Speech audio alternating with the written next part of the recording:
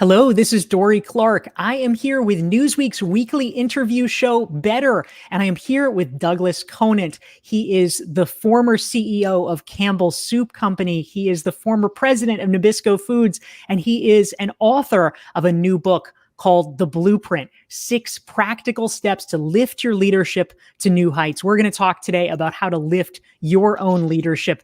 Doug, welcome, and so glad to have you here. It's great to be with you again, Dorie. Thank you so much. And if you're tuning in live here, please feel free to type into the chat box and let us know who you are and where you're calling in from. We would love to hear from you. And of course, to take your questions for Doug. So Doug, the first question that I have for you, you actually start out with a kind of provocative statement. You lead with, I think probably a lot of people can relate to this. You were fired from an early job back in 1984. It was a huge surprise to you, unexpected, and pretty traumatic at the time. You now say it was the best thing that ever happened to you. Why was it the best thing, and how did you get on the path of being a CEO after that? Well, look, we all face challenges. I'm not the only one. That was my corporate challenge. At the time, we had just moved to the New England area. I was from the Midwest. We had just moved to the North Shore of Boston for a job. I'd been there a few years. And one day I was director of marketing for Parker Brothers Toys and Games. What a great job. We were the most popular family on the block. The kids would be sitting on the stoop when I got home in Old Town Marblehead, Massachusetts. They'd be sitting on the stoop to see what I brought home from Parker Brothers that day. Parker Brothers owned Nerf toys, so the boys loved it. We had all the games, and we had children's books and publishing. You had Clue, right? Wasn't Clue Parker's Brothers? Clue, Risk, Sorry, Monopoly. And all these cards games. We were the most popular family on the block, and it was a great job. But the company hit a hard patch. It was spun off from the parent company that owned them, that I had worked for. And one day I went into work, and the assistant said, Doug, you need to go up to the executive offices and talk to the senior VP. And I did. And he was standing outside his office, waited for me, brought me in, wouldn't look at me. In a nutshell, he said, Doug, your job's been eliminated. You need to be out of here by noon. And between that company and the parent company, I had worked for this entity for 9 years. I just relocated to New England. I had a wife, 2 small kids, and a very large mortgage. And I was traumatized. And before I knew it, I had packed up everything and left the office by noon. And I went home, told my wife that I'd lost my job. And I was a shaken person. I was 32, maybe 33 years old, and with a new family and a new place, and it was daunting. So that was a wake-up call for me. And the best thing they did is they connected me with an outplacement fellow who became a mentor and a friend, and he's in my Hall of Fame. And as an outplacement counselor, the one thing he had me do, the first thing he said, Doug, after the first meeting, he said, Doug, I want you to handwrite your life story. Everything. I want everything. What you like to read, where your family came from, whatever you can think of about your life story, I want it all. And the good thing about being out of work is that you have time to write. So I had 2 weeks. In 2 weeks, I had handwritten 50 pages, both sides, small handwriting. And I had just poured out my life story. Why anybody would want this, I had no idea. So I took it back to him. 2 weeks later, I had another meeting with him. He said, Doug, I'm perplexed. The life story I read here is full of passion and a competitive spirit. You have the eye of the tiger. And then I'm talking to you here as we're talking about getting another job, and you're just trying to go along to get another job. The person you're presenting and the person you are showing me in what you've written are 2 completely different people. And he challenged me to be the person that I communicated with on the paper, with the people that I was working with. I had been brought up that you had a siloed view of the world, right, Dorie? I had my personal life and I had my professional life, and they were siloed. And what I discovered was I needed to bring my full life to my work life. I needed to be a fully integrated human being. I need to be walking inside my story. And ultimately, that led me to a belief that your life story is your leadership story. And that's what the blueprint is all about. It's about leveraging your life story and all the stuff you've learned and carry with you to this day to help you be a better leader with the people with whom you live and work today.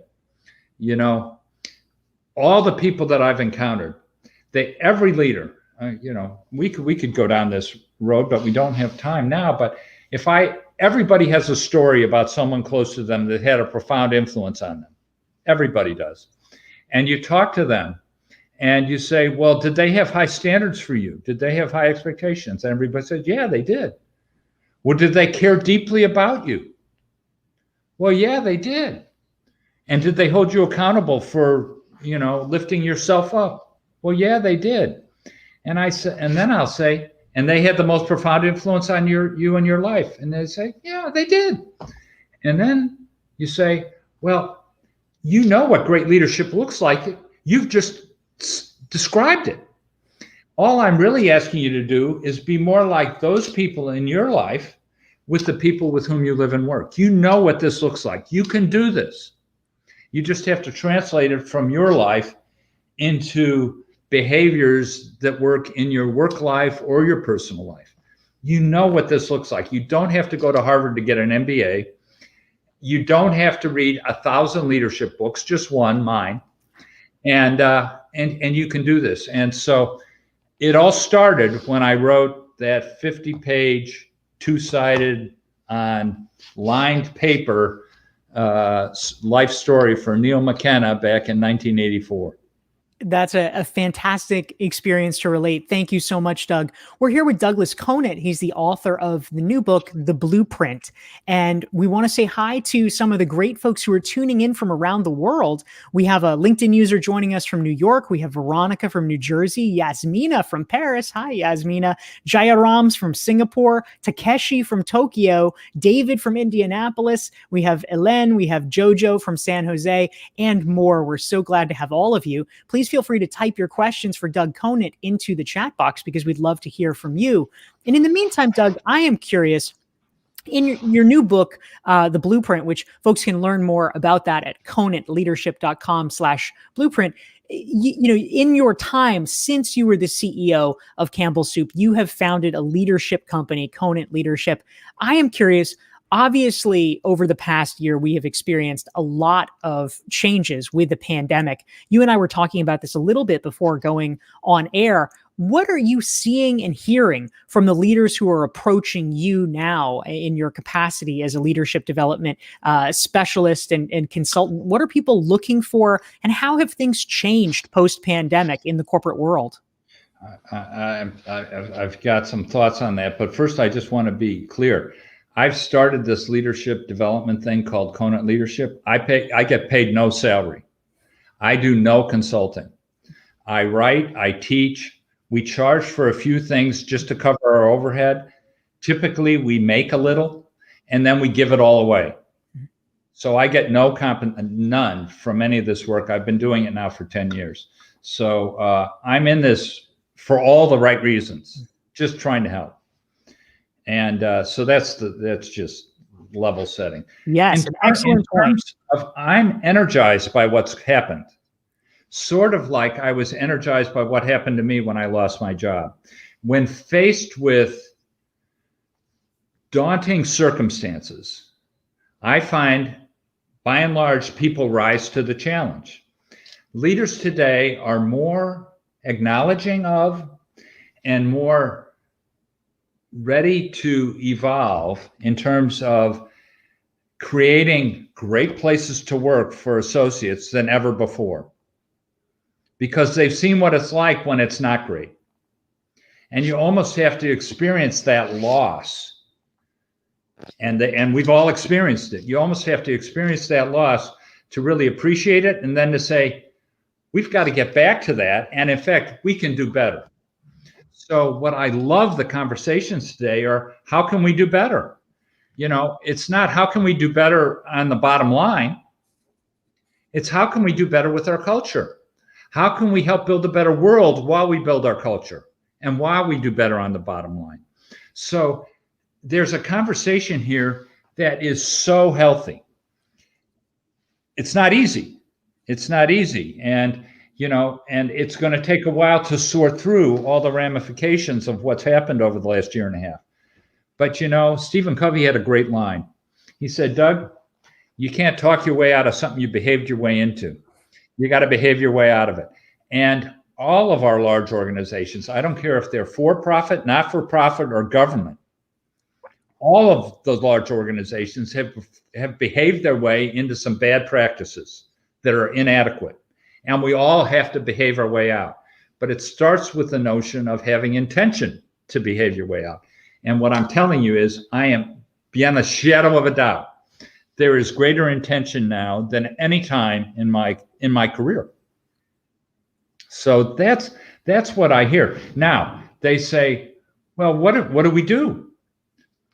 Well, and I don't have the easy answer in a granular way, but as I was sharing with you offline, I'm telling you, the one thing you have to do as a leader, you have to care, and you have to tangibly show you care, because the people that have felt disenfranchised by this whole remote work process and all the moving pieces and the shifting sands, they're feeling disconnected emotionally as well as physically.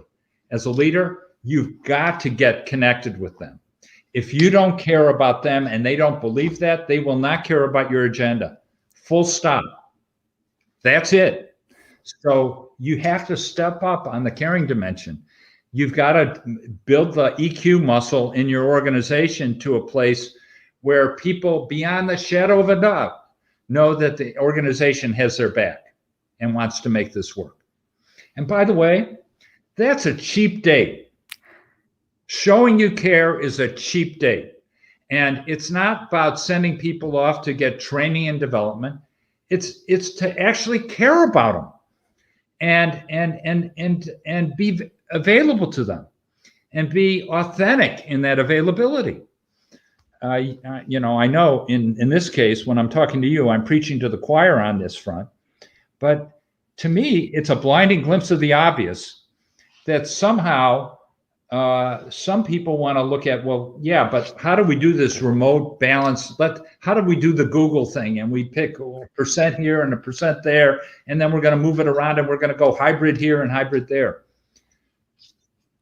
Bottom line, first thing you got to do is everybody has to know you care, and that you're going to find a way to make it work both in-house and when you work remotely, and that you're going to get on a journey that's going to be winning for everyone. If you can't get on that journey wholeheartedly for everyone, I'm telling you, you lose. That's it. That makes perfect sense and is incredibly useful. Doug, thank you very much. And we want to just, we're getting some great folks chiming in with praise here. We have one of our viewers saying, Doug, thanks for being an example of extraordinary leadership. Métis says, Doug and Dorie, a great job with a great purpose. We so need this right now. So I think your message is really resonating. Again, we're here with Douglas Conant. He's the author of the book, The Blueprint, and he's also the former CEO of Campbell's Soup Company, the former president of Nabisco Foods. So he has walked in the trenches. Please feel free to type your questions or comments into the chat box. And if you'd like to learn more about Doug's book and get yourself a copy, go to conantleadership.com/blueprint. And if you want to make sure you never miss one of our weekly Newsweek shows, it's every Thursday at noon Eastern, 9 Pacific. Go to dorieclark.com. You can sign up for my email list, get a free self-assessment, and you will be notified about these upcoming gatherings. So, Doug, a question that I'm curious about, because you have been a leader yourself, you have been a major corporate CEO, you probably understand better than most that leadership at high levels can be, frankly, a really lonely job. if there are leaders out there, whether it's of large companies or smaller entrepreneurial firms that are just feeling overwhelmed right now, they're feeling burned out, whether it's the pandemic or all of the stressors economically and otherwise of the past year, what is your advice for leaders that are just struggling right now? Well, one of the things I often talk about as a leader, you've got to be tough-minded on standards and tender-hearted with people. I'm going to be a little tough-minded right now because I think that's bullshit. You're not lonely you're only lonely as a leader if you choose to be. There are tons of people who care about you, care about your enterprise, and would be available to you if you would let them. Again, Stephen Covey used to talk about between the stimulus and the response, there is a space. And in that space is the power of choice. You have the ability to choose your responsibility to everything that comes at you. And this is one of those things. You can build a network of people, and you know this. You can build a network of people who you can go to at any time and ruminate on issues and really get surround sound on decisions. So you, as a leader, the first thing I think you need to do is realize I'm making a choice here to do this by myself. And am I surprised that I'm lonely? No, I made the choice. If they want to talk to somebody, they should call you or call me. We'll talk to them. I mean, it's silly. There's a beautiful, and there's a way to be much more eloquent than this, and I'm not that eloquent, but Maya Angelou has a great video. If anybody Googles "Rainbow in My Clouds" from Maya Angelou, she will describe to you how she was never alone in any endeavor, because she had what I call an entourage with her all the time of people that had informed her throughout her life. And when she would say, when I go out on stage, I just say, okay, come on, everybody. You're coming with me. I'm going out there. Or when I'm directing a movie, come on, here we go. She never felt alone. And as a leader, you don't need to feel alone. So the first thing I say is build a network. And build a network. Start with one person. Make it 2. Make it 4. All of a sudden, you have a network of people to talk to. And the time to do it is before you need it. If you're trying to do it in the middle of the pandemic, it does get hard. But if you had a network of 4 or 5 people, and I know you do and I do, I have people I can talk to about anything at any time. And it's not because I'm a CEO. It's because they've known me for a long time. We've talked about issues, and they can hit the ground running and contribute and help me really process stuff real time. So what a little tough love here, build a network. Find everybody has one person they respect who would talk to them. And you'd be shocked. I remember Bill George, former chairman, CEO of Medtronic, professor at Harvard Business School. I was talking to Bill about something, and he said, you should talk to Warren Bennis about this. And I said, well, I don't know Warren. Do you think he'd talk to me? He said, just call him. So I called Warren, and he talked to me. And he ended up writing the foreword for our first book. People are there. People will help you, but you need to cultivate that network. And there's no substitute for a personal network. You can't get it online. They have to have a nuanced understanding of you and where you're coming from and what you're facing. And they need to sort of know that along the way so that when you do hit the pandemic, you have someone to call. So that's my story, and I'm sticking to it. Build a network and get going.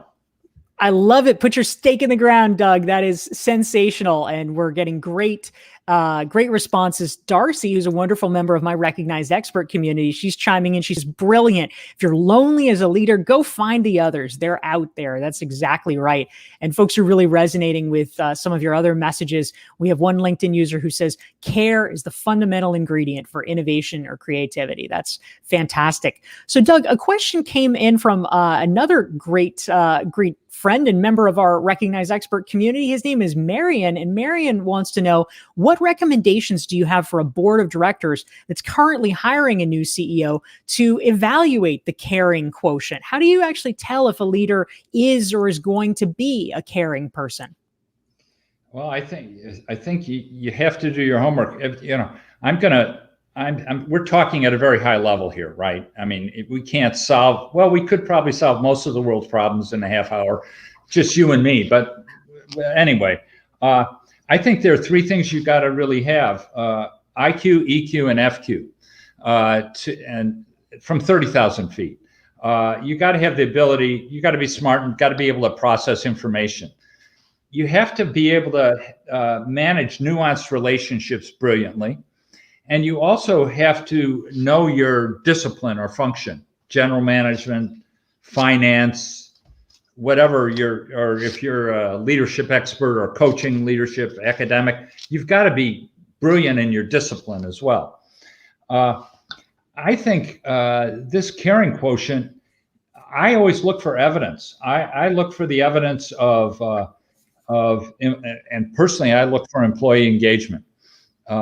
And I look for examples of teams that have accomplished extraordinary things and stayed together over time and have evidenced high levels of employee engagement. It's not about how sensitive you are at a high level. It's about how sensitive you are to the human condition and how that allows you to show up authentically with your entire workforce. The people that don't see you every day and that you're not talking to in the other corner office down the hall. It's you've got to have a connection with the common person that has been evidenced in prior work experiences. And I think there's no substitute for deeply understanding prior work experiences. I will tell you one other thing. The best executive search person I ever worked with, he actually was involved in KKR's hiring of me over 20 years ago. The first thing he does when he's recruiting, he interviews you. He interviews your life story. You know, we talked about that at the beginning. He says, I want to learn your life story, not your work story, your life story. Let's go back to the beginning. How many are in your family? What's your ordinal position? Did you have a job growing up? Did you have a pet? Who was responsible for taking care of the pet? And what did you play in the marching band, or did you play sports? And he gets a full understanding of a person's life story, and then he lays that as the foundation. Then he overlays your work story on top of it, and he gets a view of you as a human being. And I'm telling you, if you do that work up front, you will find the people that care.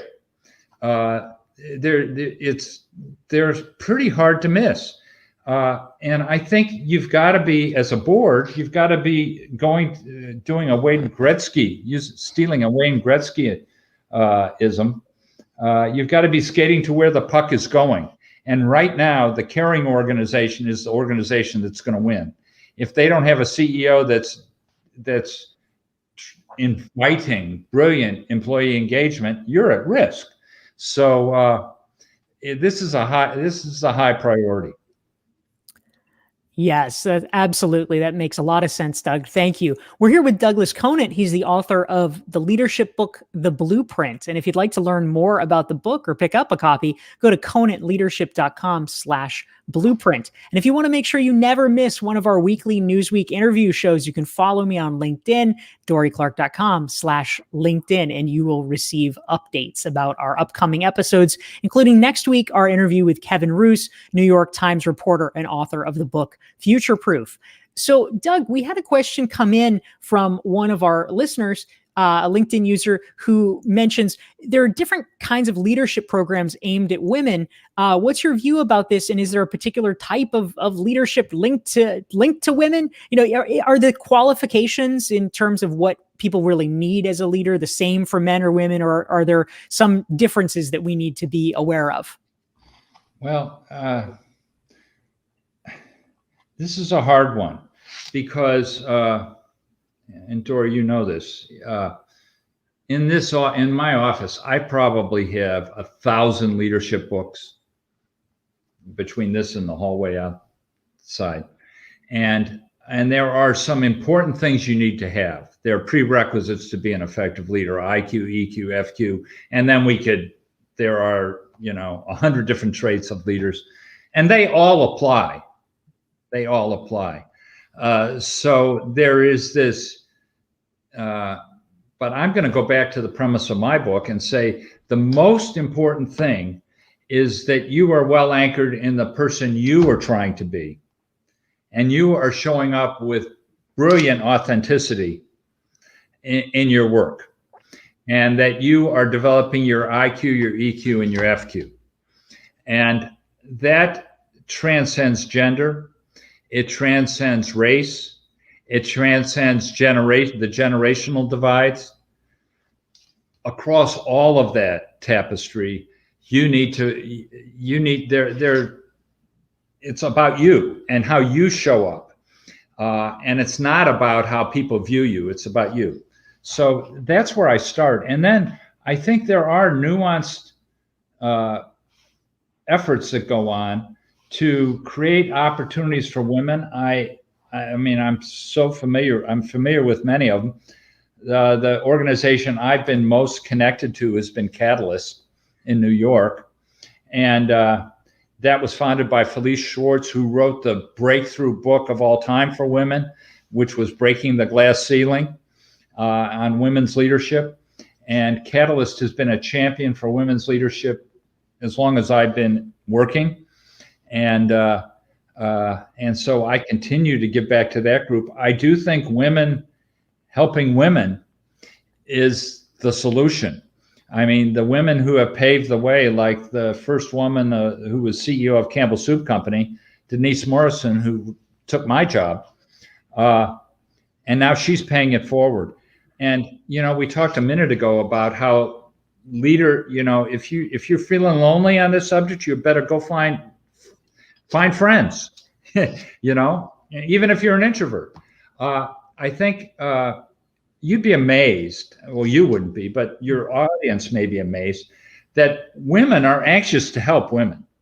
And so I would say where I would start would be build your own personal network of people that connect with you and know you, and also connect in the direction to which you aspire to move, and leverage those relationships to help you find ways to show up that sort of honor who you are and help you move in the direction you want to move.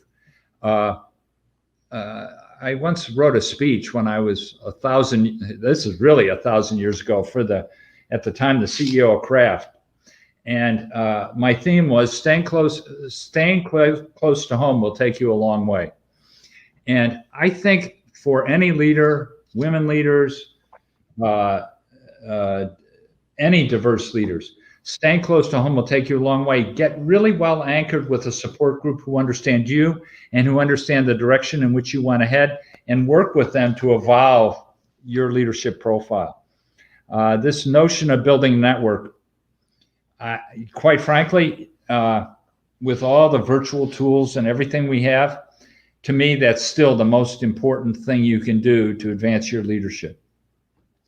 Really useful, Doug. Thank you so much. We probably have time for one more super quick question. Again, this is Dorie Clark. We're here with Douglas Conant. He's the author of the book, The Blueprint. You can find out more and get it here at this URL, conantleadership.com/blueprint. If you've enjoyed this conversation, please hit the like button and the share button so that your friends and colleagues can benefit from it as well. Doug, the final question that I have, many of your answers about these leadership questions have circled around the importance of self-knowledge and self-reflection.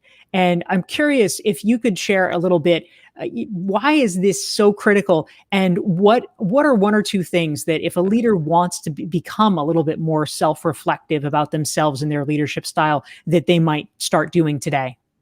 Well, here's, in the corporate world, I can speak to it, but I can speak to it broader because I do work with the government and I do work with a lot of nonprofits. We're incredibly good at telling you what the enterprise expects of you.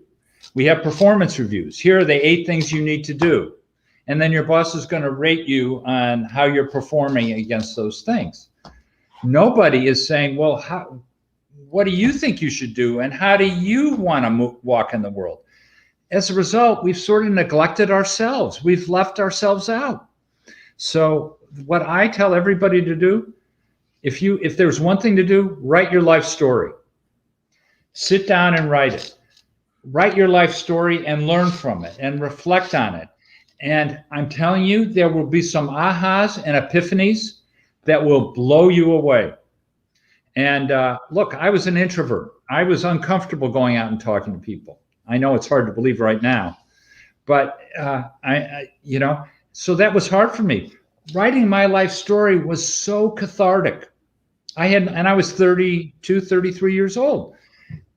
That's where I would start. I have another friend, Meta Norgard, a well-known leadership development person, and she works with a lot of people who love to journal.